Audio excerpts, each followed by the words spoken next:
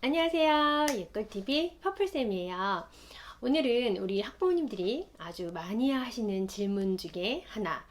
우리 아이 미술 전공을 시켜야 되나요? 말아야 되나요?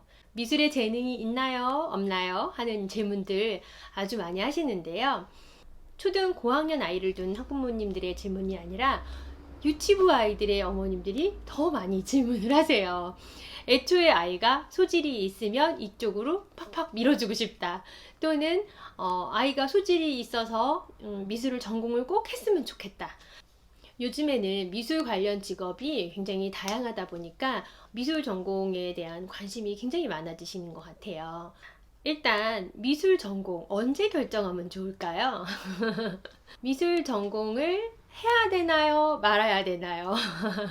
이거는 아이들마다 굉장히 차이가 많이 있어서 제가 이제 여러 가지 상담 사례를 한번 말씀드려 볼게요. 이제 우리 아이가 재능이 탁월하게 있나요? 아니면 이제 어머님 마음속에는 우리 아이가 좀 천재적인 재능이 있나요? 이런 게 굉장히 궁금하신 것 같아요. 그런데 제가 오랫동안 아이들 미술 지도를 하면서 봤을 때 모든 선생님들이 동의하는 얘는 거의 미술 천재예요, 영재예요 하는 아이들은 굉장히 드물어요. 제 생각은 이래요. 저는 지금 학원이 인원수가 적을 때는 100명, 많을 때는 200여 명의 아이들이 있는 원을 15년간 운영했어요. 그러니까 얼마나 많은 아이들을 만났을까요? 정말 많이 만났겠죠? 그런데 그 중에 얘는 진짜 천재다, 미술 영재다, 진로를 잘만 이끌어주면 얘는 우리나라를 대표할 만한 작가가 될 거야, 이 정도의 재능을 가진 아이들은 사실 열 손가락 안에 뽑는 것 같아요.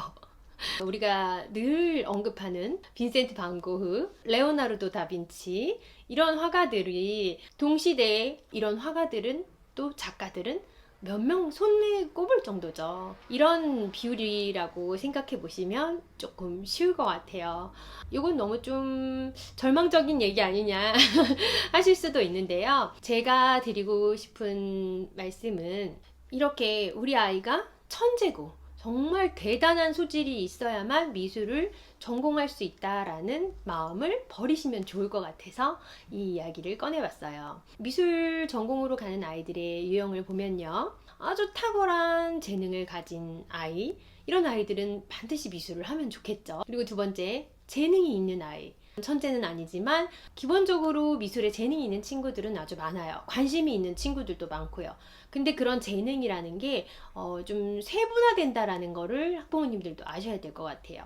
무조건 그림을 꽉꽉 채워서 잘 그리고 수채화도 뭐 2학년인데 막 4, 5학년처럼 슥슥 해내고 이런 것만이 재능이 아니거든요. 미술학원에서 봤을 때는 얘는 좀 색깔 감각이 좀 탁월하네, 아니면 만들기를 했을 때 응용하는 능력이 좀 뛰어난 것 같아, 아니면 시도해보는 걸 주저하지 않는 이런 어떤 용감한 실험 정신이 있다든지, 미술에 필요한 재능은 아주 다양한 부분이 있기 때문에 이런 다양한 재능을 가진 친구들은 굉장히 많이 있어요. 세 번째, 미술을 좋아하지만 재능은 별로 없는 아이. 미술을 굉장히 즐겨하지만 뭔가 그림도 서툴고 조형 감각도 떨어지는 것 같고, 그치만 아이가 미술을 굉장히 좋아한다면 요런 아이도 미술 전공을 시켜도 괜찮아요. 요 이유는 조금 이따가 설명을 해드릴게요. 또 네 번째, 생각하지 못한 유형의 아이가 있어요. 네 번째는 미술을 좋아하지도 않고 별다른 재능도 없지만 전략적으로 미술 전공을 선택하는 경우. 자, 어머님들이 이 공부는 어정쩡해서 이 정도면 인서울 못 갈 것 같고, 그럴 때 입시미술학원을 다니면서 단기간에 실기력을 끌어올려서 조금 더 좋은 대학으로 진학시키고 싶은 마음에 미술을 갑자기 선택하는 경우도 있어요. 이런 네 가지 유형으로 분리해서 제가 예시를 한번 들어봤는데요. 자, 첫 번째 말한 이 탁월한 천재 스타일, 당연히 미술 전공시켜야겠죠.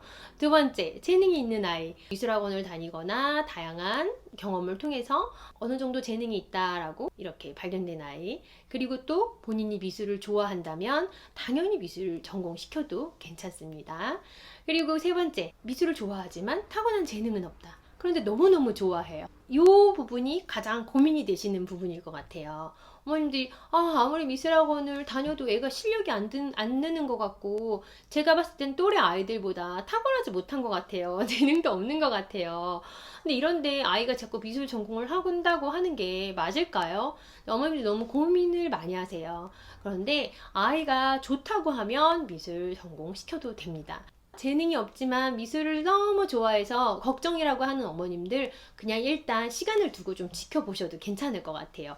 아이가 나중에 음악 쪽으로 더 기울을 수도 있고 더 잘하는 아이들이 많아서 나는 그냥 미술 말고 뭐 다른 이런 거를 한번 해볼래 이렇게 할 수도 있어요. 아이가 좀 성장하면서 시야가 넓어져서 자기가 선택을 할 때까지 좀 기다려 주셔도 괜찮아요. 초등학교 때 미술학원 다니면서 시간 아까운 것 같아요 이렇게 생각하시는 분들도 계시는데 다 아이의 정서에 그리고 두뇌 발달에 시야를 넓히고 응용력을 키우는 다양한 부분으로 자극이 된다라는 거 믿어 의심치 마시고 아이가 즐기는 그 과정을 조바심 낼 필요는 없으실 것 같아요. 좋아하지 않지만 전략적으로 미술 전공을 하는 경우 이런 경우에는 하다 보면 좋아질 수도 있고 재능이 크게 없다고 생각했지만 대학에 막상 들어가 보니 자기 적성에 맞아서 또 재미를 붙이고 잘하게 될 수도 있죠. 어떤 경우든 본인이 원한다면 다 가능해요. 모두 다 본인이 원한다면 이 전략적으로 입시를 하는 경우에도 어머님이 그냥 억지로 나 진짜 죽어도 미술하기 싫어 하는데 억지로 안 돼. 너 이렇게 해서라도 꼭 서울에는 대학 가야 돼 하고 끌고 간 경우는 사실 별로 좋지 않겠죠. 그런데 나도 그냥 한번 해볼게. 별로 그렇게 싫지는 않아 하는 경우에는 도전해보셔도 괜찮을 것 같아요. 제가 이렇게 미술 전공에 관대하게 말하는 이유는요. 막상 미술대학교에 이제 미대에 진학을 해보면 모두 다 재능이 있고 탁월한 실기력을 가지고 있는 게 아니에요. 서울대, 홍대 모두 마찬가지예요. 자, 일단 미술을 전공하느냐 마느냐도 중요하지만 어떤 과를 가느냐가 굉장히 중요해요. 그런데 대부분은 점수나 실기 그때 레벨에 맞춰서 그냥 막 아무 때나 들어가 버리거든요. 난 진짜 꼭 화가가 될 거야. 그래서 회화를 전공하는 경우 빼고는 뭐 어쩌다 보니 디자인을 전공하게 되고 어쩌다 보니 도자기를 전공하게 되고 어쩌다 보니 뭐 산업 디자인과에 갔고 막 이런 경우가 대부분이에요. 저는 의상 디자이너가 될 거야 라고 대학을 가서 막상 전공을 해보면 맞지 않아서 편입을 하기도 하고 또 뭐 유학 가서 다른 공부를 하기도 하고 그래서 미술 전공자들은 그러니까 미대생들은 편입하거나 유학 가거나 대학원 가면서 전공을 바꾸는 경우가 굉장히 많아요. 이렇게 대학생이 돼서도 자기 생각과 달라서 또 다른 전공을 선택하고 또다시 공부하고 하는데 이런 부분을 초등학교 때 심지어 유치원생 때 결정할 수 있을까요? 고등학생이 돼도 입시미술을 다니면서도 아이들이 아직 몰라요. 그리고 이제 사회에 나왔을 때 어떤 직업이 있는지, 내 전공은 어떤 직업과 연결될 수 있는지 멀리까지 생각을 해보시면 당장의 결정이 모든 것을 좌지우지하지는 않는다는 점, 그 점을 꼭 알고 여유 있게 결정하셔도 괜찮을 것 같아요. 자, 그럼 미술 전공을 언제부터 준비하면 될까요? 예중 예고가 아닌 일반 중학교, 고등학교를 다니는 경우에는요. 회화과를 가기 위해서는 중3, 고1 때부터 보통 많이 시작을 하고요. 그 외에 디자인 계열은 고2 때 시작하는 경우도 굉장히 많아요. 중3 때 시작하느냐, 고1 때, 고2 때 시작하느냐. 자, 이거는 아이에 따라서 굉장히 달라요. 그리고 집안 형편에 따라서 달라질 수도 있죠. 자, 일단 입시미술을 시작하면 하루에 4-5시간씩 미술학원에서 시간을 보내야 돼요. 그러면 공부를 할 시간이 당연히 부족해지겠죠. 그 밸런스를 생각해서 고2 때부터 바짝 실기를 하고 고1 때까지는 좀 공부에 더 많은 시간을 할애하고 싶다라고 결정할 수도 있고 그게 아이 성향에 맞을 수도 있고요. 부모님과 아이가 그런 부분을 살펴보고 그 시기를 결정하셔도 좋을 것 같아요. 고등학교 때 진로를 결정하고 고2 때 시작하는 경우도 아주 많아요. 입시 미술 거의 외워서 하는 작업이 되게 많기 때문에 고2 때 이제 좋은 입시 미술학원을 선택해서 다니면 일찍 시작한 아이들과 늦게 시작한 아이들이 어마어마한 차이를 보이는 거는 아니에요. 짧은 시간 얼마나 집중하느냐가 중요한 거고, 미술 전공을 결정했다 하면 중3, 고1 때 보통 많이 시작하고 고2 때 시작하는 경우도 적지 않으니 너무 미리부터 걱정하지 않으셔도 된다는 점 이제 결론으로 말씀드리고요. 학부모님들이 많이 하시는 질문, 예중이나 예고를 가야 되지 않을까요? 하는 질문. 예고를 가려면 또 예중을 가는 게 유리하다면서요. 이런 고민들을 아주 많이 하세요. 저는 예중 예고 출신이 아니지만 우리 선생님들 중에는 예중 예고 출신들이 굉장히 많아요. 그런데 제가 선생님들이랑 이런 부분에 대해서 많이 얘기를 해봤는데요. 제 개인적인 견해는 그래요. 예중, 예고, 대학까지 3번의 입시를 치르는 게 너무 에너지 소모가 크고 약간의 시간 낭비가 될 수 있다라는 견해를 가지고 있어요.